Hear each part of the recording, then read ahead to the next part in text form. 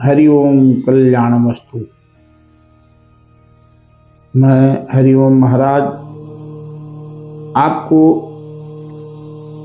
ये बताना चाहता हूँ कि एक देवत्य नाम का भगत था।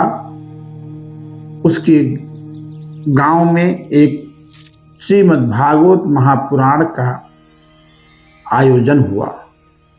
वह आयोजन इतना भव्य था कि सभी गांव के जितने नर नारी बालक वृद्धा सब जाकर के कथा सुना करते थे और रात्रि में प्रसाद को लेकर के अपने घर आते थे। देवत्य नाम का जो ब्राह्मण था वो 190 किलो का वजन था और वह भी सारे काम को करके आकर के भागवत प्रांगण में बैठ करके और कथा को श्रवण करते करते सो जाता था।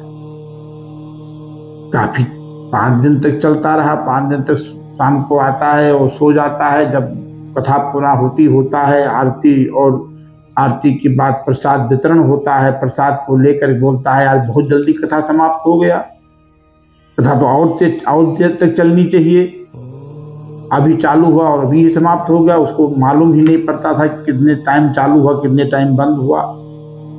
इसी प्रकार से वो 7वां दिन भी शाम के टाइम अपने सारे काम को करके आया और भागवत के प्रांगण में बैठ करके कथा को सुनना प्रारंभ किया और कथा श्रवण करते करते सो गया।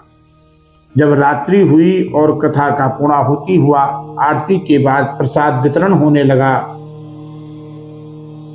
तो देवत्य नाम का ब्राह्मण बोला कि रे आचार्य जी, अभी कथा बहुत जल्दी समाप्त हो गया और कुछ देर चलना चाहिए। आचार्य जी ने कहा नहीं, इसका समय जो था समय 4 घंटे का पूरा हो गया।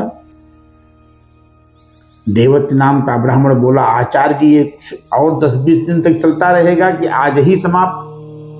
आचार्य जी ने कहा आज इसका और लास्ट पूरा होती है। क्यों, ऐसा क्यों पूछ रहे हैं? अरे कहीं ये ऐसी कथा है कि जिसके लिए मैंने सालों से दवा खाता था, सालों से उसके बारे में हमारी औपचारिक दवाइयाँ चलती थी, और वो चीज़ हमको जब से कथा प्रारंभ हुआ है हमको नींद की गोली नहीं लेना पड़ा।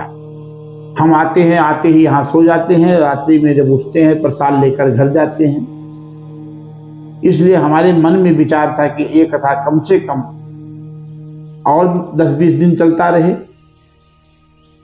व्यक्ति को भगवान की कथा में चिंता मुक्त हो जाता है और चिंता मुक्त होने के बाद मन मग्न होकर के उसको निद्रा उसी व्यक्ति को आता है जिस पे भगवान की असीम अनुकंपा होता है।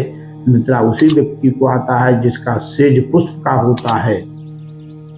ये वीडियो आपको अच्छी लगी तो लाइक सब्सक्राइब अवश्य करें। हरिओम।